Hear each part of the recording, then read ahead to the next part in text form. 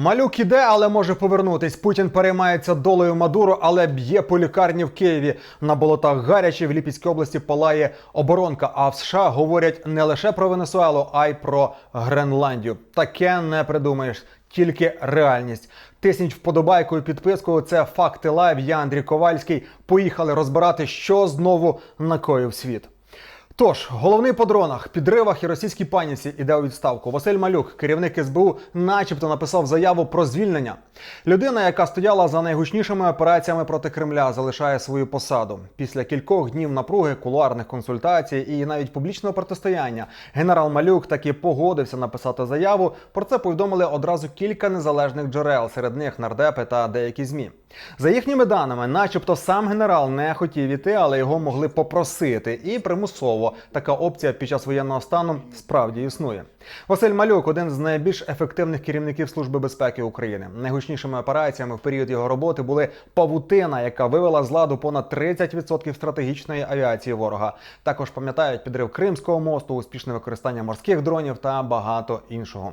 Замінити Малюка в СБУ може керівник спецпідрозділу «Альфа» генерал-майор Євген Хмара. Також начебто розглядають і кандидатуру генерал-майора Олександра Поклада. Остаточне рішення за Верховною Радою. А наразі чекаємо на офіційне подання від президента України. Росіяни продовжують терор. Вони цинічно б'ють по лікарнях. Сьогодні вночі у Києві дрон влетів прямісінько у приватну лікарню в Оболонському районі. У момент удару у стаціонарі перебувало 26 пацієнтів. Один з них, 30-річний чоловік, на жаль, загинув. Ще 4 людей поранені. Стан 2 дуже важкий. Серед постраждалих 2 літні жінки. Дрон поцілив у палату на 2-му поверсі. Саме у цей момент там перебували люди на лікуванні. 16 пацієнтів рятувальники евакуювали і перевезли до комунальних лікарень столиці. Це чергове пряме влучання по медичному закладу, що грубо порушує норми міжнародного гуманітарного права. Але Росії, схоже, давно байдуже навіть на базові принципи цивілізованого світу. На трагедію вже відреагував президент Володимир Зеленський. Він висловив співчуття родині загиблого і наголосив: Україна продовжить боротися за кожне життя і не залишить жодного злочину без відповіді. Масована атака сьогодні вночі тривала по всій Україні. 165 дронів за ніч, із них близько сотні – це були шахеди. ППО працювала по всій країні, але, на жаль, є жертви та руйнування. Найболючіші удари по Київщині та Чернігівщині. У Фастівському районі Київської області ворожий дрон знищив приватний будинок. Загинув місцевий житель. Також пошкоджені 3 автомобілі, 12 приватних будинків і 6 гаражів. У Вишгородському районі дісталося багатоповерхівці, її мешканців евакуювали. Ще один будинок зруйнований в Обухівському районі. Постраждав і Чернігів. Там дрон влучив у приватний сектор. Зруйновані гаражі, один будинок згорів, а полум'я перекинулося на сусідні. На щастя, цього разу обійшлося без постраждалих. Це чергове нагадування. Війна триває, і кожна ніч під сирени не просто звуку на фоні, а смертельна загроза для кожного мешканця. І Росія продовжує цілити в критичну інфраструктуру. Цієї ночі під прицілом була енергетика. Один з генеруючих об'єктів на Донеччині зазнав прямого влучання. Про це повідомили у Міністерстві енергетики.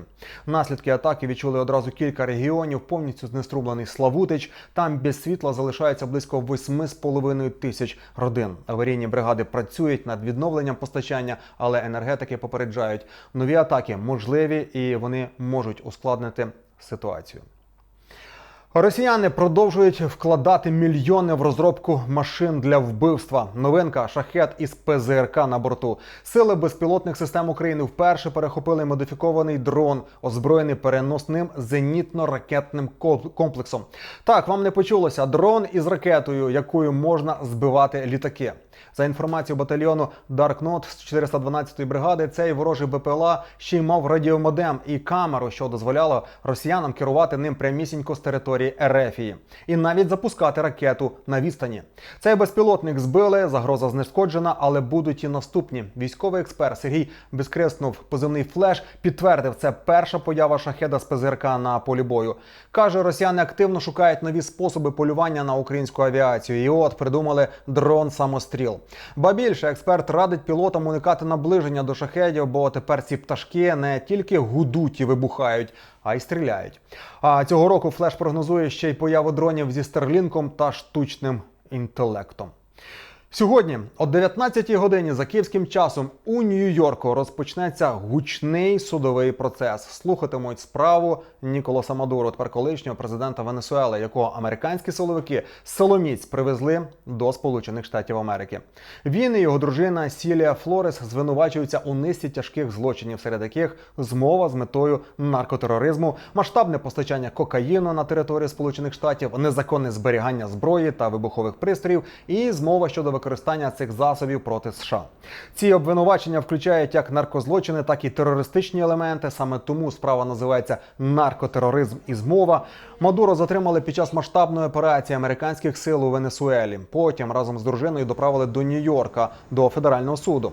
Обвинувачення вже пред'явлені офіційно і йдеться про кілька кримінальних епізодів, які за версією американського правосуддя охоплюють роки активної співпраці з наркотрафіком і підтримки злочинних груп. У міжнародному контексті ця подія викликала сильні реакції. Її назвали як підтримкою боротьби з великим наркотрафіком, так і порушенням норм міжнародного права. Деякі країни виступили з критикою дій США, наголошуючи на важливості суверенітету держав, тоді як інші схвально відреагували на затримання диктатора. У самій Венесуелі тим часом ситуація залишається напруженою. Віце-президентка Делсі Родрігес, яка за повідомленнями міжнародних медіа перебувала в Росії, несподівано заговорила про готовність до співпраці зі Сполученими Штатами і діалогу, хоча раніше не хотіла співпраці і заявляла про опір зовнішньому впливу. А у Венесуелі нині переповнені лікарні, багато поранених у критичному стані. Кількість жертв зросла після цієї операції до 80 людей, як цивільних, так і військових. Цікаво, що й Куба підтвердила загибель 32 своїх військових. І це безпрецедентне публічне визнання боготою присутності своїх військових у Венесуелі. І це може таки не минутись просто. Як ви гадаєте, інші диктатори після арешту Мадуро зроблять висновки? Чого чекати? Пишіть свої думки в коментарях, обов'язково почитаємо, дуже цікаво. А в Вашингтоні дедалі відвертіше дають зрозуміти, що ситуація з Венесуелою може не обмежитися лише судовим процесом над Мадуро. Президент США Дональд Трамп заявив, що йому подобається ідея військової операції і в Колумбії. Спілкуючись з журналістами на борту літака, він безапеляційно назвав керівництво Колумбії хворим і звинуватив чинного президента Густаво Петра, що нібито саме там виробляється і звідти постачається кокаїн до Сполучених Штатів. За словами Трампа, це не триватиме довго. Після таких заяв Колумбія вже почала масове стягнення військ до кордону з Венесуелою, що лише підсилює напруження в регіоні. Тим часом у Білому домі продовжують тиснути на союзників Мадуро. Держсекретар Марко Рубіо відкрито заявив, що Куба перебуває у великій небезпеці, оскільки, за його словами, кубинська влада допомагала Мадуру утримуватися при владі в Каракасі. Про конкретні подальші плани щодо Гавани в Вашингтоні поки не повідомляють. Не забув Трамп і про Гренландію.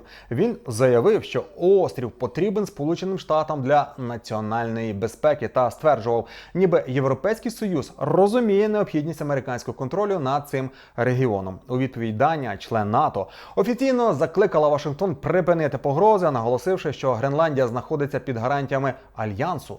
У самій Гренландії заявили, що розмови про анексію є не лише нешанобливими, але й руйнують довіру між союзниками. Позицію гренландців підтримали і північні партнери. Фінляндія і Швеція підкреслили, що рішення щодо майбутнього острова можуть ухвалювати лише самі Гренландія і Данія. Це не перша така заява Трампа. Після свого повернення до Білого дому він вже говорив про намір забрати Гренландію і навіть призначив на острові свого спеціального представника. Нам потрібна Гренландія. Зараз це стратегічно дуже важливо. Гренландія вкрита російськими та китайськими кораблями. Нам потрібна Гренландія з точки зору національної безпеки, а Данія не зможе цього зробити. Суд над Мадуро і американська операція у Венесуелі змушують нервувати диктаторські режими не тільки в Латинській Америці. Кремль у напрузі. Реакція Москви на затримання венесуельського диктатора доволі стримана, навіть шаблонна. Про це свідчать дані Інституту вивчення війни. Аналітики зазначають, попри звичну риторику про порушення міжнародного права і посягання на суверенітет, Кремль наразі уникає реальної прямої конфронтації зі Сполученими Штатами. Міністри закордонних справ Росії та Білорусі Білорусі Лавров та Риженков обмежилися спільною заявою із закликом повернути Мадуро і його дружину до Венесуели. Голова Ради безпеки РФ Дмитро Медведєв традиційно пішов далі, звинуватив Трампа у зриві міжнародного порядку, висловив підтримку Мадуро і одночасно примудрився відпускати погрози канцлеру Німеччини Фрідріху Мерцу, ну і, звісно, президентові України Володимиру Зеленського. Куди ж без нього? У Держдумі знову заговорили про змову США з метою контролювати нафтові ресурси Венесуели, але, як зазначають західні аналітики, за гучними словами не стоїть жодних реальних дій. Москва змушена обережно балансувати. З одного боку хоче зберегти імідж партнера для інших диктатур, а з іншого намагається не сваритися з Трампом, який нині повернув собі вагу на світовій арені. І поки російські пропагандисти мріють міряють геополітичні червоні лінії, у Кремлі, схоже, почали розуміти, прецедент Венесуели – тривожний сигнал для будь-якого авторитарного режиму. А з іншого боку, на прикладі Венесуели менші режими зрозуміли, у випадку халепи Росія точно вмиє руки і не допоможе. Раптом Трамп передумав. Україна, виявляється, не атакувала резиденцію Путіна, просто щось бахнуло десь поряд, і тепер Сполучені Штати перевірили все ретельно і зрозуміли. Ні ракети, ні дрони не летіли у царські хоруми на Валдаї. І Путін не ховався під диваном. Ну тут от не точно, але загрози не було. Просто щось неподалік, можливо, сталося. Та й загалом Трамп про війну в Україні говорить із небияким фінансовим оптимізмом. Мовляв, США ця війна нічого не коштує, навпаки, приносить прибуток. Угоди про рідкісноземельні метали, торгівля повертаємо втрачене і, можливо, навіть заробимо зверху. Але не подумайте, що він цинік. Ні. Він одразу додає, йдеться не про гроші, а про людське життя. А от раніше Трамп чомусь повірив Кремлю, бо, за його словами, це було перше повідомлення, яке він отримав. Ну, а що, коли Путін щось каже, як йому не повірити? Старе перевірене джерело дезінформації. У той момент ніхто нічого не знав. Це було перше, що я почув. Путін сказав, що на його будинок було здійснено атаку. Зараз, після перевірки, ми не вважаємо, що це сталося. Але тоді це була перша інформація, яку ми взагалі отримали. Ну, звісно, як воно буває в Росії, останнім часом щось десь вибухає, а винні, звісно, ну хто? Ну, звісно, українці. І вночі там знову нічого не сталося, просто раптом загорівся оборонний завод. Невідомі дрони завітали на гостину до міста Єлець у Липецькій області. Потім над місцевим оборонним заводом «Енергія» піднявся густий чорний дим. Очевидці знімали пожежу приблизно за кілометр від підприємства. Дим було видно прекрасно, майже як на навчаннях, тільки от без навчань. Російська влада, як і належить у таких випадках, мужньо мовчить. Жодних коментарів, бо якщо не коментувати, значить нічого і не горить. А якщо ще й очі заплющити, але тут я більше не буду підказувати. Російські ж телеграм-канали навпаки швидко з'ясували, палає саме оборонний завод, той самий, який спеціалізується на виробництві хімічних джерел струму. Якщо простіше, акумуляторів для дронів, авіації, флоту і всього того, що точно не воює проти України. Цікаво, що це вже не перший візит безпілотників до енергії. Раніше підприємство атакували в травні і в липні. Тоді ж офіційно підтверджували, завод виробляє батареї, зокрема для систем наведення і корекції ракет типу «Іскандер».